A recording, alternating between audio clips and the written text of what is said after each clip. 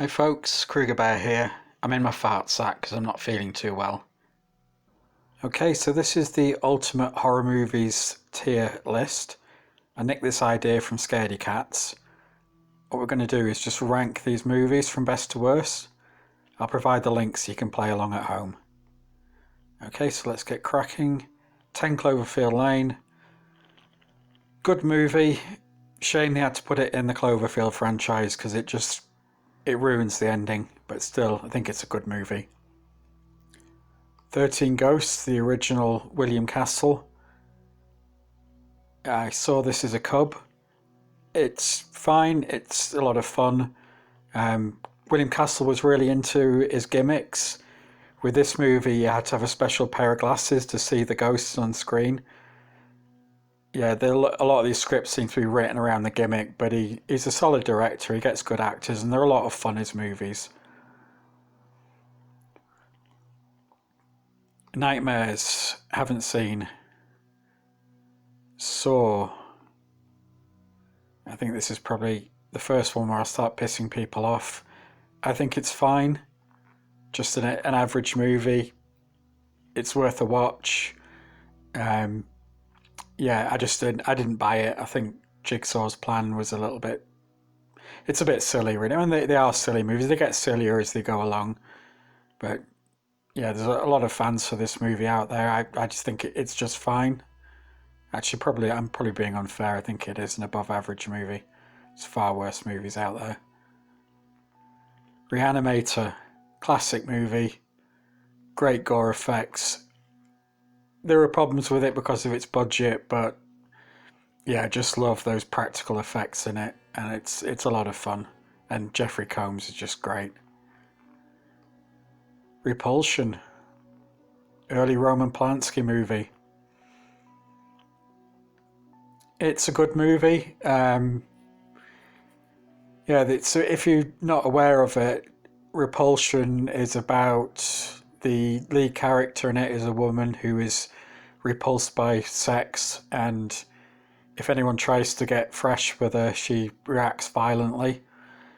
I don't remember being there any particular explanation for why she is that way. It's a little bit yikesy, the kind of idea of behind it, but there's some good effective horror in it. Yeah, it's fine. It's a good movie. Silent Night, Deadly Night, I haven't seen it.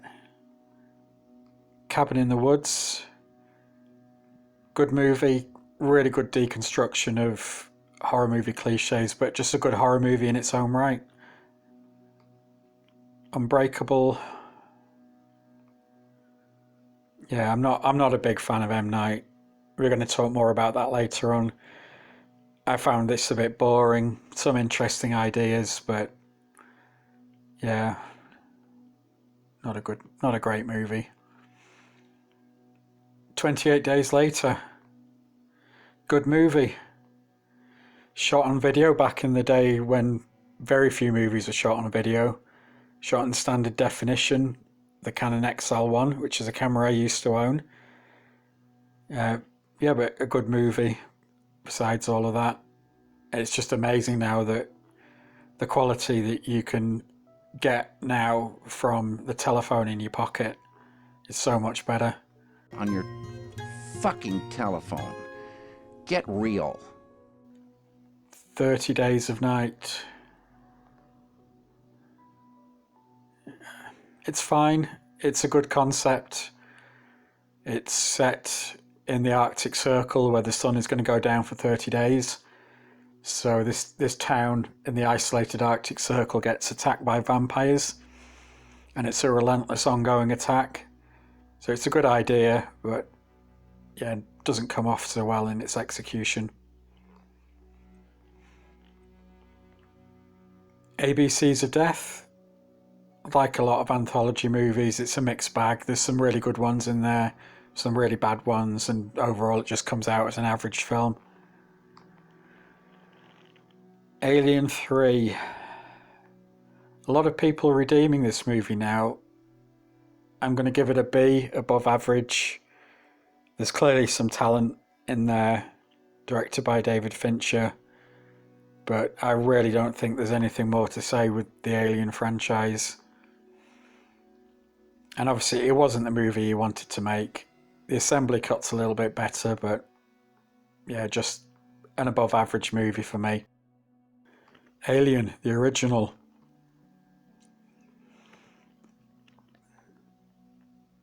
Probably deserves a classic status. I think if I'm objective, it is a classic movie. I mean, we are still watching it after all this time. I think it was 1979 it came out. I was a little bit of a latecomer to it, and it was already in the zeitgeist at the time I saw it, so I don't think the effect of watching it today is quite the same as watching it in the cinema, but it does pretty much everything right. American Psycho. That's a good movie.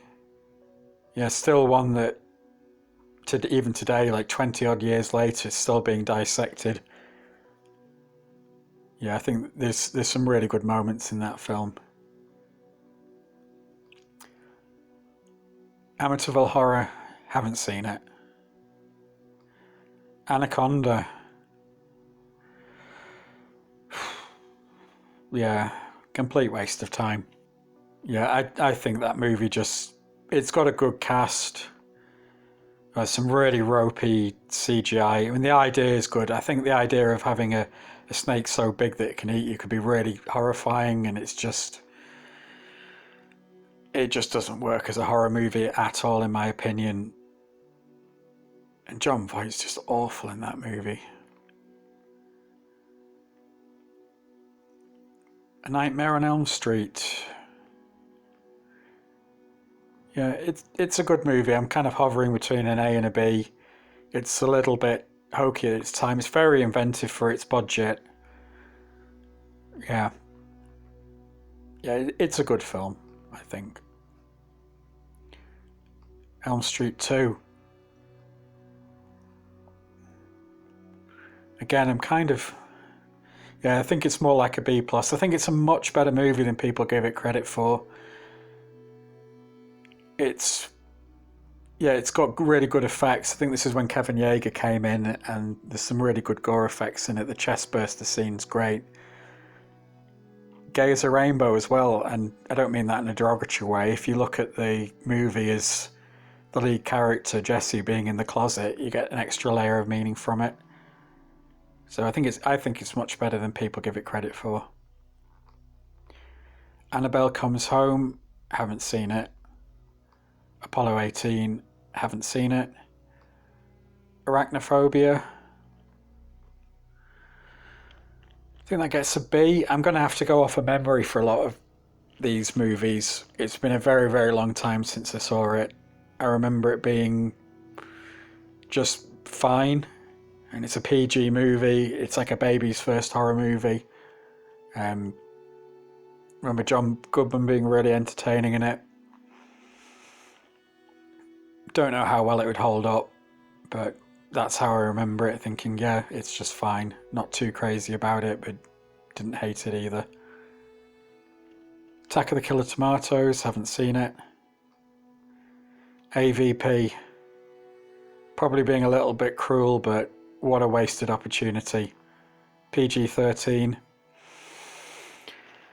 Yeah, and Paul W.S. Anderson, who directed it, was asked to write a script for Alien 5, which fortunately never came off. But yeah, I don't want to watch that film again. Birdemic, haven't seen it, can't be arsed with it.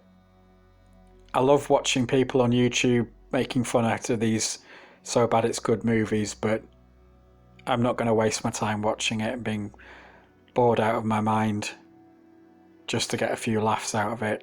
I'd rather watch somebody rip it for 20 minutes than spend an hour and a half watching the whole movie. My Bloody Valentine 3D, the remake. I remember just being really unoffended by that movie, but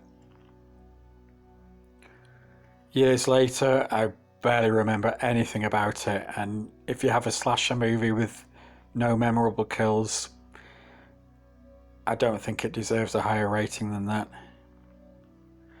Bride of Frankenstein, I haven't seen that one. Candyman, good film. Based on the Clive Barker book. I believe the slavery issue was an addition and not in the book. I haven't read too much Clive Barker. I've read Weaveworld. I think that's the only full-length book I've read. But yeah, that's a good movie. Carrie. I think that's a classic movie. This is one of my early loves. I taped this off TV, watched it over and over again. I think Sissy Spacek is great. Really good adaptation. Yeah, great movie. Children of the Corn, haven't seen. Christine. I hate to do this, John Carpenter, but yeah, really boring film.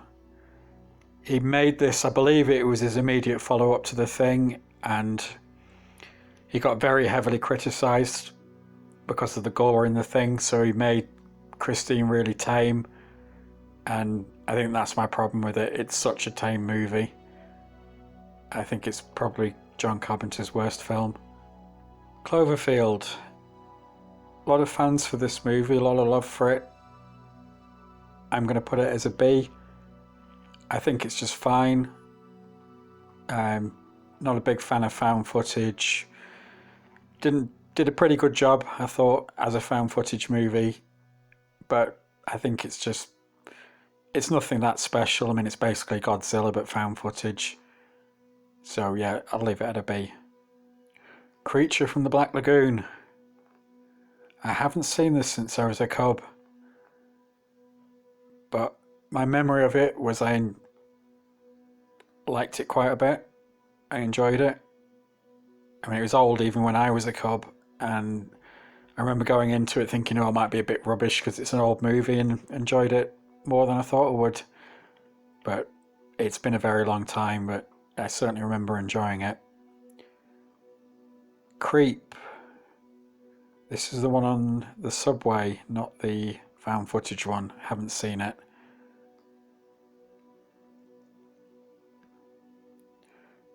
The Crow. I used to like this movie a lot, and I rewatched it a couple of years ago, and it doesn't hold up quite as well as I remembered, but it was a good movie. So yeah, I'll leave it at a B. Cujo. Again, another Stephen King adaptation. I think, from what I remember, much the same as Christine. I don't remember very much about it, but don't remember being particularly impressed by it either. The Cabinet of Dr. Caligari. A classic movie. I saw this at the cinema, not when it came out, I'm not that old. Saw it with live music played on the hammered dulcimer. Incredibly influential movie.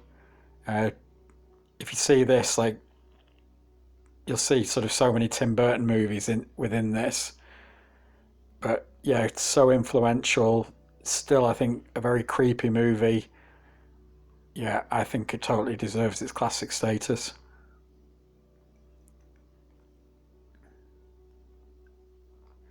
Day of the Dead. Another classic. Just a great horror movie. Again, like Re-Animator. The gore in it, the practical gore is amazing. Tom Savini.